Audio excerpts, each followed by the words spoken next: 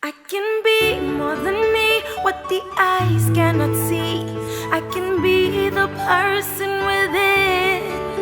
I can reach the heights unseen. I will be the person within.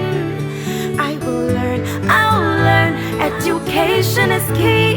I'll learn to be me. I will be more than me, my dreams I will reach. Education will set me free, set me free. Shelter for Education has been a massive project for Tigo and all parties involved in bringing it to life. Tigo, for the past 20 years plus, has been undertaking a lot of corporate social responsibility initiatives, which has all been aimed towards improving the lives of the communities within which we operate. And this year we asked ourselves, what could we do that would set us apart, that could stand out and at the same time reach out, make an impact, a change, bring meaning into the lives of people.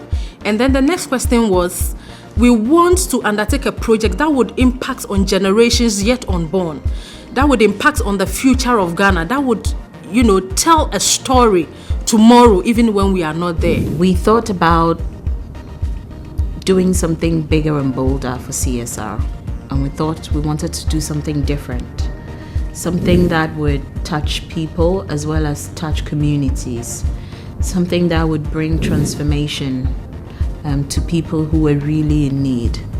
And we played around with a couple of ideas in terms of what we could do. And so when the onus ball on us to give back to community or society, and the team or corporate communications team actually decided to build educational infrastructure for Ghana as a whole, I thought it was a great initiative for me to be part of it. When we came up with the idea, we needed to find a theme for it, and we needed to know what we were going to call it. We toyed around with different names. In fact, some of the ideas that came, I remember, was shade under shelter, shelter for the pupils. It was even through our WhatsApp and phone calls back and forth. And then eventually we selected Shelter for Education. Shelter for Education seemed really cool because it meant that we're providing some shelter over where they're going to be having their studies. So we settled on that, and our sub-themes then became building dreams, because a lot of these children have different dreams. Some want to be doctors, some want to be lawyers, some want to be teachers. So by providing them with the roof, what we're essentially doing is we're helping them to nurture and to take the next step towards their dreams. So that's how we came up with Shelter for Education, Building Dreams. The role that I played was to coordinate the implementation of the project. So right from going around to have a look at the schools that have been shortlisted. So basically what we did was fall on a few people to get ideas about which schools we could go to. Fortunately or unfortunately, we've got these change leaders that work in rural communities. So they teach children in poor communities, they volunteer to teach various lessons.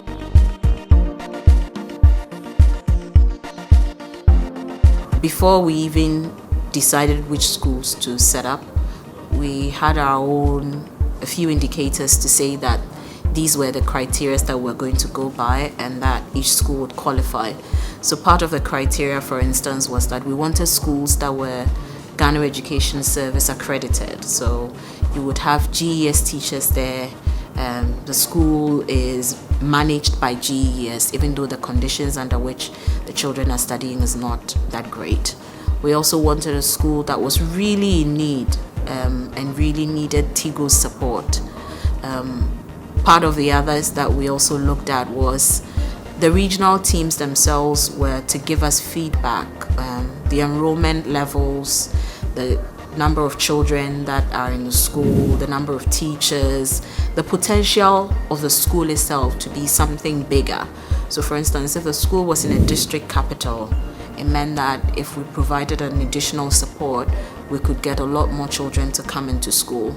So these were some of the indicators that we set up.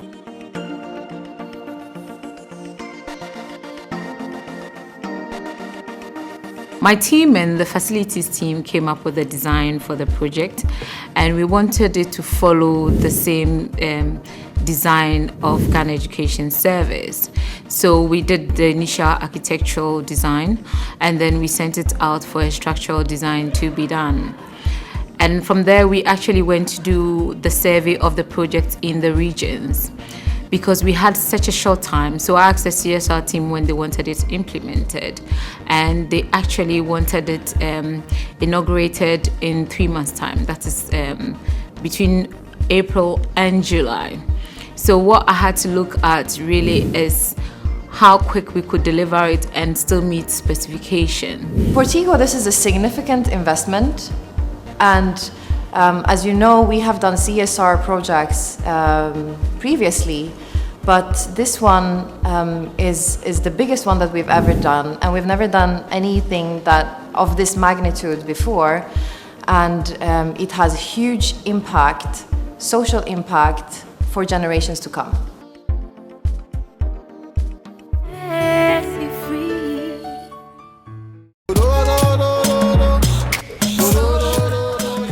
That's my kinky. But you said I should eat it. I said eat it with the microwave. Don't eat it with your mouth. Oh, Minister Nepone. You for no. The H is silent, but you hear it clearly on Tigo. Your name, please. TKO. Full name, sir. Chigli Wigliaji Kometokbo Ometahidio. Sorry? Chigli Wigliaji Kometokbo Ometahidio. You for no. Your bro is a lifelong connection, just like Tigo. So as I was saying, the way they get Somebody enter Kolo. Abayma, the friend of watching also. I'm Brenda. Blender. Who feared Nyanka saying? From your buyer. Fantastic. You for no. You can talk unlimited on Tigo. The network that connects us is even better. Talk uninterrupted. You for no. Tigo. The best laid plans of man often go awry, so the saying goes, and the Shelter for Education project was no different. Per my role, I was supposed to actually put together a PR plan that would capture both the objective of this initiative, our target audience, and the media platform that we would sell this initiative. I'd also previously worked as a journalist, and one of the things I used to love doing was to travel to rural Ghana to see how people live. And part of that, I came across several children in buildings that really were not much to write home about.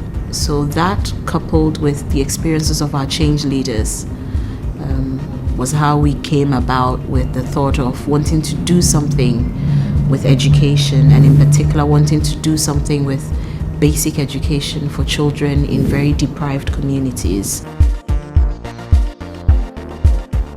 In scouting for some of the schools, per my PR plan, some of the things that I raised was, because if you are to look from the media perspective, why not we look at some of the stories some of the rural reporters have done, so we can give results to them? The first was to be able to find the kind of schools that we needed.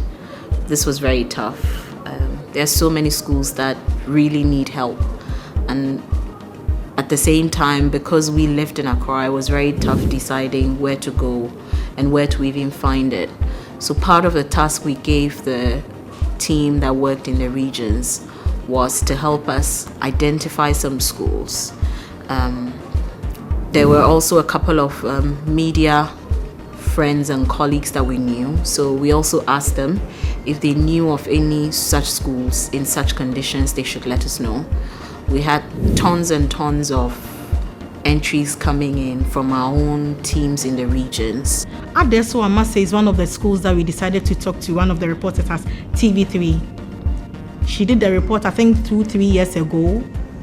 She continued to do the story, updated ones, and yet no NGO or government or anybody came to their aid. But when I approached her and I spoke to her about the project Shelter for Education, she was happy. She gave me a breakdown of how Adesso School started and everything, and we thought it was one of the schools that we could help. And then as these entries came in, we did a lot of follow-up visits to each of the schools. We did a lot of interaction with some of the headmasters. At some point, we did a lot of interaction even with the Ghana Education Service. And that's where we started the process of deciding which schools that we were really going to support and really were in need.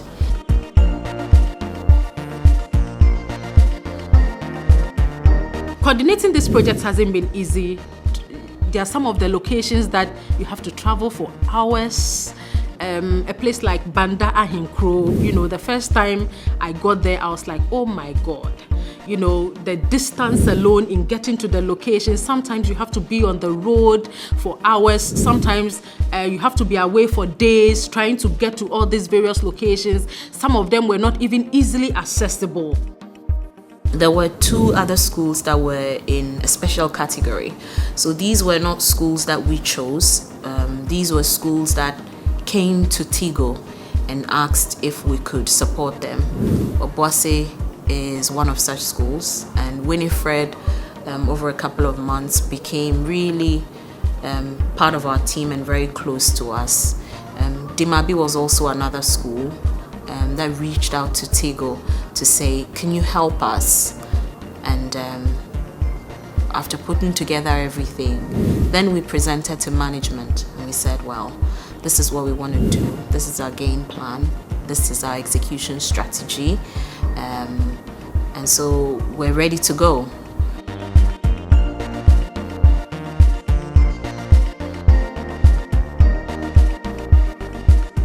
The days when I went to the communities are days that I will never forget in my entire life. I had never seen schools under trees before. I had heard about the concept, I had seen pictures before, but I have never felt it. When I went there, I spoke with teachers, amazing teachers working in those environments. I spoke with children, and it was so touching to hear the children speak about their dreams, about what they wanted to accomplish in life, about their ambitions, about their feelings, about everything. But every time I got to those locations, when I look at the children, when I look at the structures, when I look at the communities, and then I tell myself, this is so worth it. Because the fact that at the end of the day, there is going to be a change, there is going to be a revival, a revolution in terms of what we are going to give to these children.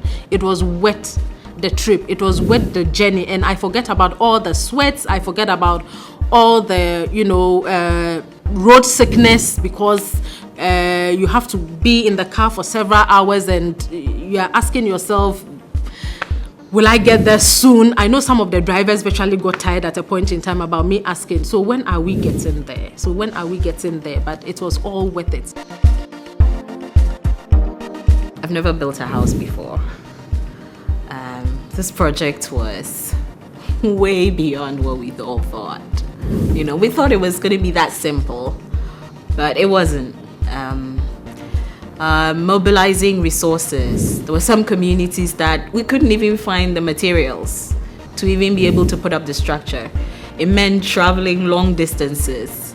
There were some places that we went there and, even the reception from the communities themselves wasn't that encouraging. So the main thing was to deliver the project in the 3 months. And a lot of people in the team weren't even sure whether we could deliver the project in 3 months' time. But to me, it was really looking at the critical path of the project And quickly we realized that the concrete work were the main things that we needed to sort out. So we had 7 days for foundation curing, 7 days for slab work, and then we had 28 days for the beams and the columns. So straight away we have 6 weeks solid that we need for curing. So we just had only 6 weeks to actually deliver the block work and the roof, the windows, even for the chairs, the blackboard and everything.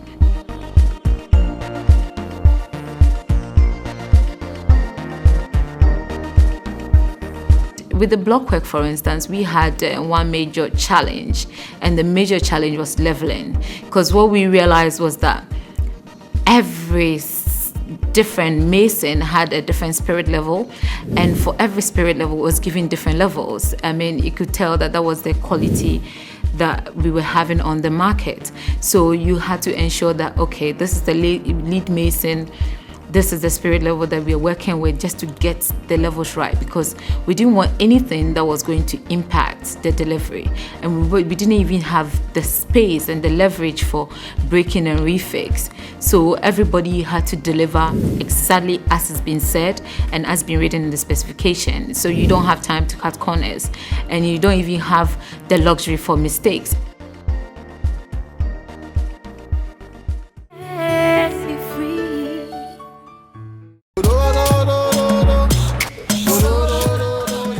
That's my kinky. But you said I should eat it. I said eat it with the microwave. Don't eat it with your mouth. Oh, Minister Nepone. You for know the H is silent, but you hear it clearly on Tigo. Your name, please. TKO. Full name, sir. Chigli Wigliaji Kometokpo Ometahidio. Sorry? Chigli Wigliaji Kometokpo Ometahidio. You for know your bro is a lifelong connection, just like Tigo. So as I was saying, the way they go. Somebody enter Kolo. Obaima, your friend Abuaji now so. I'm Brenda.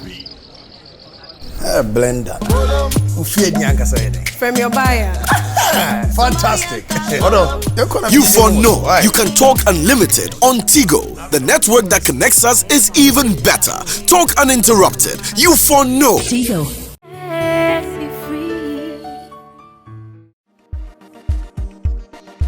After all the hard work, it was rewarding to see the smiles on the faces of the children, the teachers, and the entire community. So after the first visit, we did the second visit.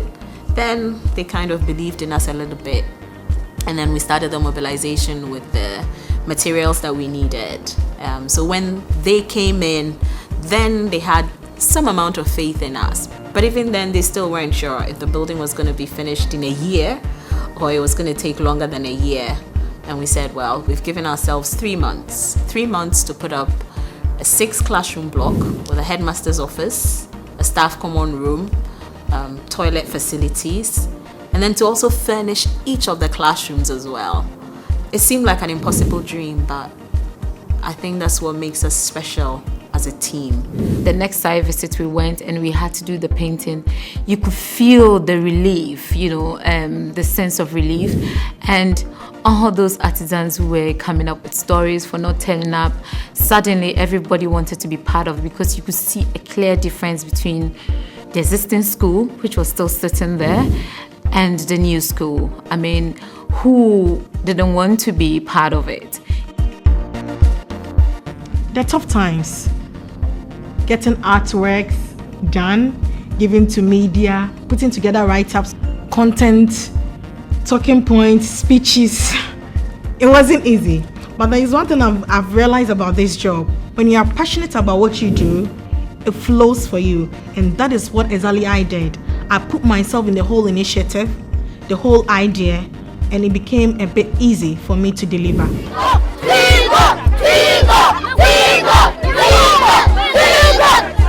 The day when I was in Tupa, I was asking the children of their dreams. I asked them, what do you want to be when you grow up? And we had all kinds of answers. But I specifically remember one of the girls looking into me looking exactly like my own daughter and saying very firmly, I want to be a nurse. True success for me would be if I can go back to that community and find that little girl in a few years' time and she will say, I became a nurse. I'm extremely proud. I'm very, very proud because sometimes I'll be there and my friends will just send links to me, pictures to me. Tigo is really doing well. Nowadays, my friend, because of Shelter for Education, my friends call me, there's this project here. I know of a school, I've heard about Shelter for Education, so I know Tigo can help me. Now Tigo is out there. For a lot of communities, though, I'll say they were really supportive. Even for the contractors and the foreman and the rest of the team that were on site, there were dedicated women that were cooking for them for free. There were dedicated women that were helping, carry chippings from one end to the other. There was free labor as well. For the media, I must say they've been awesome when it comes to publicity on this particular project. It wasn't easy initially because saturation always sets in when every week or even every 3 days you need to give them different content to put on their papers or their website or even on TV. When you go online, you see Shelter for Education. On TV for the documentary wise, you see Shelter for Education. In print, you see Shelter for Education. I must say even some of the media are now even hungry for more. Some of them, the communities gave them places to sleep for the period of the construction at no cost because they felt this was a project that they were going to benefit from. We bonded quite well with the various communities. I fell in love with Tupa. I like the kids. I love the teachers. I love their dedication. Seeing the conditions under which they were teaching the children, and yet still the smile on their faces, their commitment, their resolve to do a bit more with the children. You could tell that these were really passionate teachers. I love that.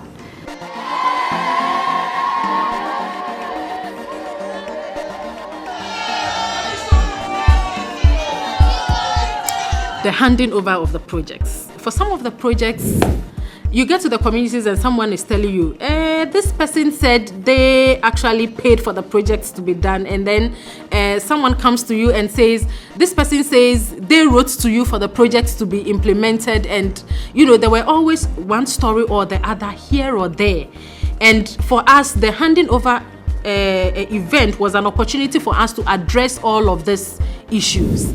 And so for the handing overs, getting the community to come together, because for most of the community this was something unique, something impactful, something that they know could last for generations yet unborn. And so for them, they turned up in their numbers, coming out in their full regalia, dressed up for the event and all of that, coming in to ensure that at the end of the day, what the dream that they had of somebody from somewhere coming in one day to bring about a change has actually happened.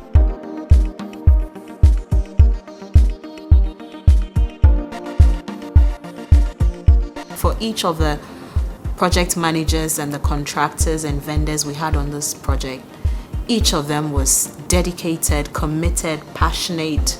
Each of them was willing to go the extra mile to make things happen and to do things within their own corner.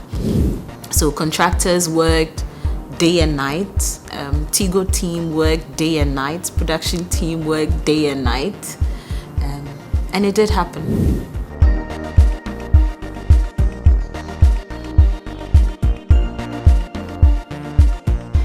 It has been an emotional roller coaster for a few of us, and it will continue to bring love and joy to the entire Tigo staff. And I really want the Tigo staff to be seriously proud about this project, but also our customers. I want the customers to know that an investment in and $1 spent in Tigo might end up in a fantastic project like Shelter for Education.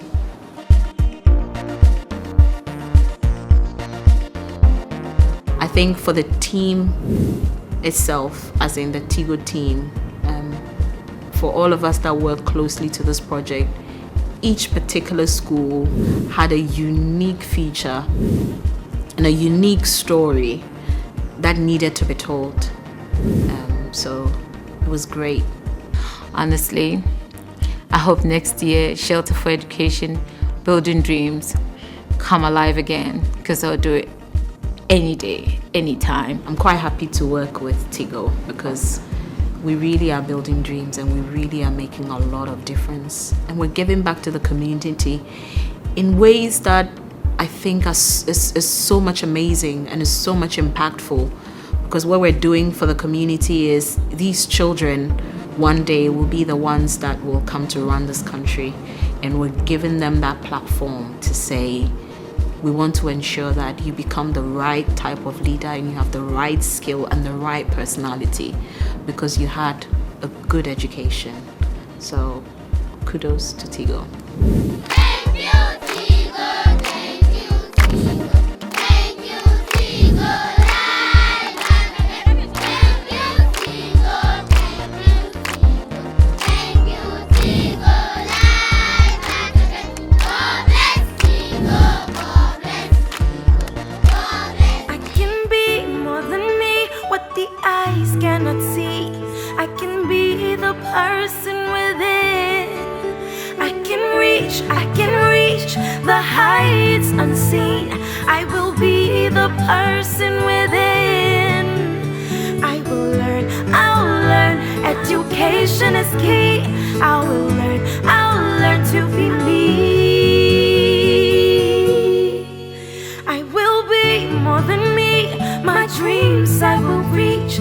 Education will set me free.